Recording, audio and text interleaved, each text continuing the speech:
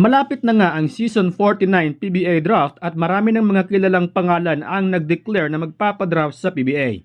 Well, habang papalapit na ang PBA Draft ay may mga kilalang pangalan ang nag-declare na magpapadraft sa PBA tulad ni na Evan Nelly, CJ Cancino at Justin Baltazar. Eto mga idol, formal lang ang nagsumite ng kanyang application ang 32 years old na si Kailan Tiongson. Yun nga lang ay maging absent ito sa PBA rookie selection dahil may duty nga ito sa Strong Group Philippines. Sa tingin ninyo mga idol, saang team kaya nababagay ang player na ito?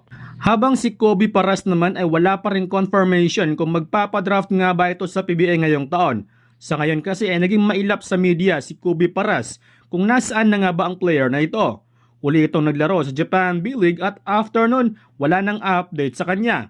Samantala, ganap na ngang free agent si Matt Ganuelas-Rozier matapos nitong tanggihan ng offer ng Talk and Text. Sa Facebook post ni Matt ay nagpasalamat siya sa kupunan na kung saan ay binigyan nga siya ng pagkakataon na ma-showcase ang kanyang talento. Ayon kay Jojo Lastimosa na tinanggihan naman ni Matt ang offer ng Talk and Text, wala pang update kung saang team ulit ito maglalaro or maglalaro ba ito overseas. Samantala, noong nakaraan ay napag-usapan nga nating balak kunin ng Converge si Montrezl Harrell para sa PBA Governors Cup. Ngayon naman ay may mga rumors na nagsilabasan na target umanong kunin ng Talk and Text si DeMarcus Cousins para sa Commissioner's Cup. Ayon sa report na tinitingnan na umano ng TNT ang posibilidad ni Cousins na maglaro sa PBA. Dahil sa pagtanggal ng PBA sa height limit ay malaki ang posibilidad na makapaglaro nga sa PBA etong si DeMarcus Cousins.